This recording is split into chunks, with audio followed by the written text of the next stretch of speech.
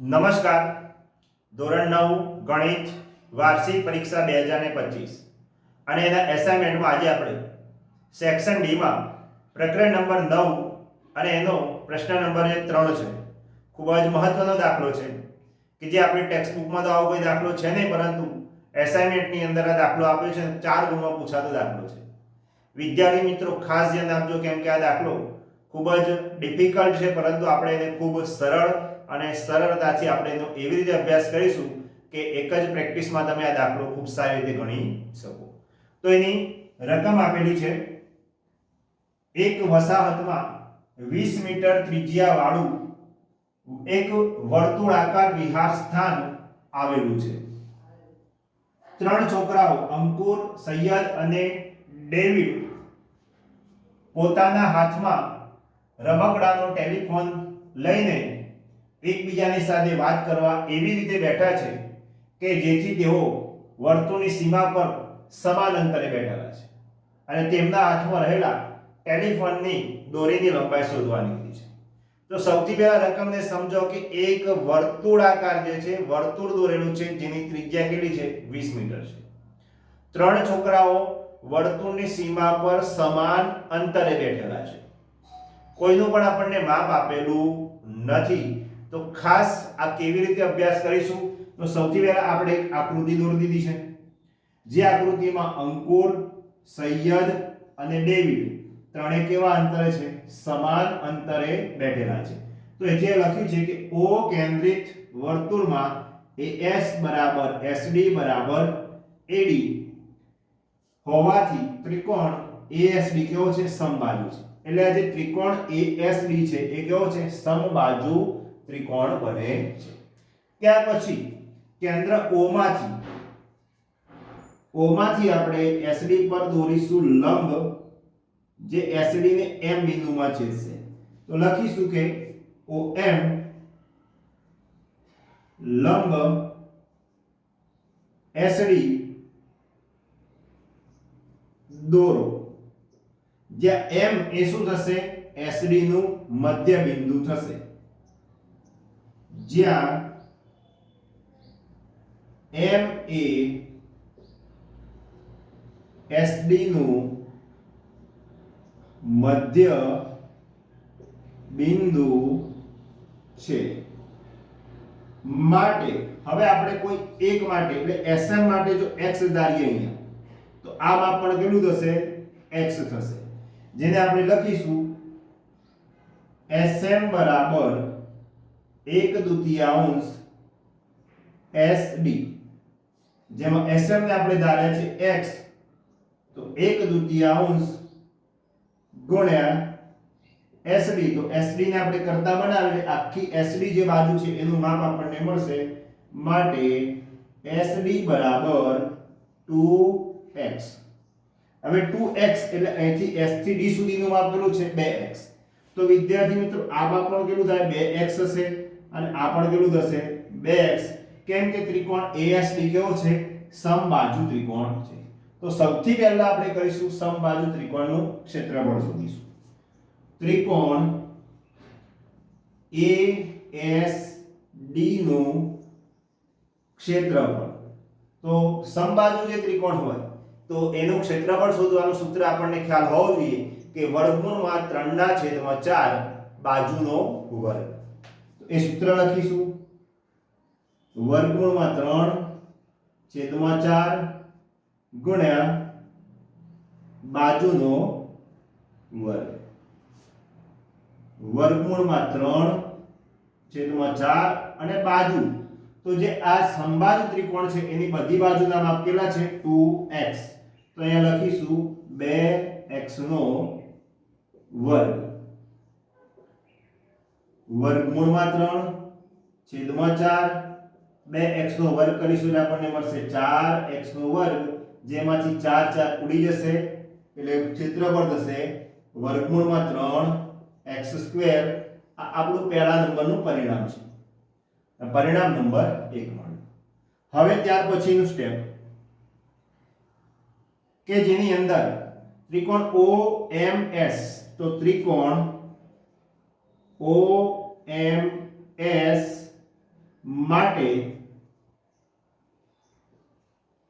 Pythagoras પ્રમેય મુજબ, તો પાયથાગોરસ પ્રમેય મુજબ આપણે આ આપણો લંબ છે એટલે અહીંયા થશે 90 નો ખૂણો, આ આપણી ત્રિજ્યા છે 20 મીટરની, આમાં x છે તો આપણે OM ને આપણે શોધવા છે. તો પાયથાગોરસ પ્રમાણે કર્ણ થશે OS, તો OS નો વર્ગ બરાબર OM નો વર્ગ વત્તા SM નો વર્ગ. મૂલ્ય છે 20 તો લખી દઈશું 20 નો વર્ગ. OM આપણે શોધવાના છે. SM જે ધાર્યો છે x તો x નો વર્ગ, તો 400 આ x નો વર્ગ આ બાર લેશું એટલે માઈનસ x નો વર્ગ બરાબર OM નો વર્ગ. આ થયો OM નો વર્ગ. તો આપણે OM કે જે લંબ છે એ શોધવો છે, તો આ બાજુ વર્ગમૂળ થશે એટલે વર્ગમૂળમાં 400 ઓછા x સ્ક્વેર, આ થયું આપણું OM. તો OM નું મૂલ્ય થયું. હવે ત્રિકોણ OSD આનું આપણે ક્ષેત્રફળ શોધવું છે. તો OSD નું ક્ષેત્રફળ શોધવું હોય તો ત્રિકોણના ક્ષેત્રફળનું સૂત્ર છે 1/2 પાયો ગુણ્યા વેધ. આ હતું સમબાજુ ત્રિકોણ માટેનું સૂત્ર. અને જો સામાન્ય ત્રિકોણ આપ્યો હોય તો એનું સૂત્ર છે 1/2 પાયો ગુણ્યા વેધ.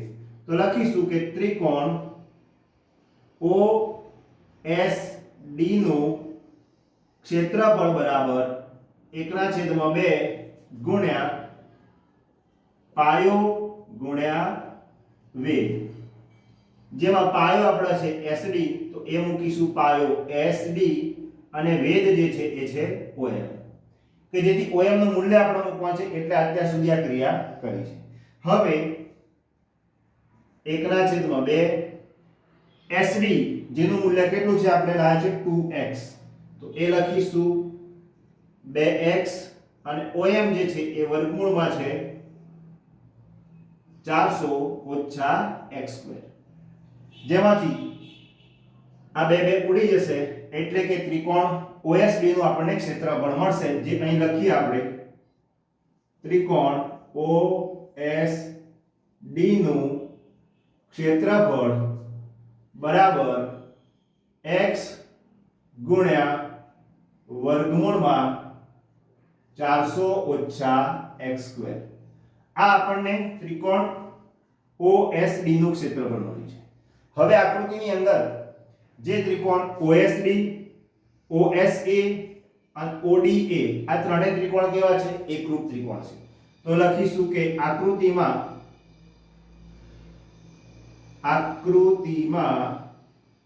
ત્રિકોણ OSD, ત્રિકોણ OSA અને ત્રિકોણ ODA એકરૂપ ત્રિકોણો છે. આ કેવા ત્રિકોણ છે? એકરૂપ ત્રિકોણ છે. કેમ કે સમબાજુ ત્રિકોણ જે આપણને આપ્યો છે એમાં આ બાજુ 20 ની છે, ત્રિજ્યા 20, આ ત્રિજ્યા પણ કેટલાની છે? 20 ની છે, અને આ ત્રિજ્યા પણ, કેમ કે સરખી ત્રિજ્યા બધી હોય એટલે 20 ની જ હોય ત્રિજ્યા. એટલે ત્રણે ત્રણ ત્રિકોણો કેવા છે? એકરૂપ ત્રિકોણો છે. તો એકરૂપ છે એટલે ત્રણેયના સરવાળા બરાબર કોનું મૂલ્ય મળશે? ASD નું ક્ષેત્રફળ મળશે. તો લખીશું ત્રિકોણ ASD નું ક્ષેત્રફળ બરાબર OSD નું ક્ષેત્રફળ વત્તા OSA નું ક્ષેત્રફળ વત્તા ODA નું ક્ષેત્રફળ. ત્રણે ત્રણ એકરૂપ ત્રિકોણો છે. આનું ક્ષેત્રફળ આપણે લાયા છીએ એ છે વર્ગમૂળમાં 3x સ્ક્વેર. તો એ લખી દઈશું અહીંયા વર્ગમૂળમાં 3x સ્ક્વેર. અને ત્રણે ત્રણ ત્રિકોણોનું ક્ષેત્રફળ એટલે કે 3 ગુણ્યા x વર્ગમૂળમાં 400 ઓછા x સ્ક્વેર. આ ત્રણે ત્રણ ત્રિકોણોનું ક્ષેત્રફળ છે. તો અહીંથી આપણે વર્ગમૂળમાં 3x સ્ક્વેર છે તો એમાંથી x ને આપણે મૂલ્ય શોધવું છે તો x બરાબર 3 ના ભાગ કરીશું વર્ગમૂળમાં 3 ગુણ્યા વર્ગમૂળમાં 3 ગુણ્યા x ગુણ્યા વર્ગમૂળની અંદર 400 ઓછા x² છેદમાં વર્ગમૂળમાં 3 x લાવ્યા જેમાંથી આ વર્ગમૂળમાં 3 x અને x ઉડી જશે એટલે કે x બરાબર વર્ગમૂળમાં 3 ગુણ્યા વર્ગમૂળમાં 400 માઈનસ x² આવું આપણને પરિણામ મળે છે. હવે બંને બાજુએ આપણે વર્ગમૂળ દૂર કર્યા છે તો બંને બાજુ શું કરીશું વર્ગ કરતા બંને બાજુ વર્ગ કરતા તો બંને બાજુ વર્ગ કરીએ ડાબી બાજુમાં થશે x નો વર્ગ આ બાજુમાં વર્ગ દૂર થશે એટલે થશે 3 વર્ગમૂળ નીકળી જશે આ બાજુ એટલે ત્યાં પણ આપણે લખીએ અહીંયા કે વર્ગમૂળમાં 3 નો વર્ગ ઓછા વર્ગમૂળમાં 400 ઓછા x² એનો પણ વર્ગ તો મૂલ્ય આવું એક મળશે x નો વર્ગ બરાબર 3 કૌંસમાં 400 ઓછા x² વર્ગ કરવા જઈને વર્ગમૂળ દૂર થઈ ગયું છે ગુણાકાર કરીએ તો x² બરાબર 4 તરી 1200 ઓછા 3x² 3x² ને આગળ લઈ આવીએ તો x² વત્તા 3x² બરાબર 1200 એટલે કે 4x² બરાબર 1200 હવે અહીંયા x² આપણે શોધવાનો છે તો એક બી આગળ લઈએ x² બરાબર 1200 ભાગ્યા 4 તો x² મળશે આપણને 300 અને એનું વર્ગમૂળ કાઢી લે x બરાબર 10 વર્ગમૂળમાં 3 તો આ x નું મૂલ્ય મળ્યું છે એટલે કે sm નું આપણને મૂલ્ય મળી ગયું sm મળ્યું છે 10 વર્ગમૂળમાં 3 તો લખીશું તેથી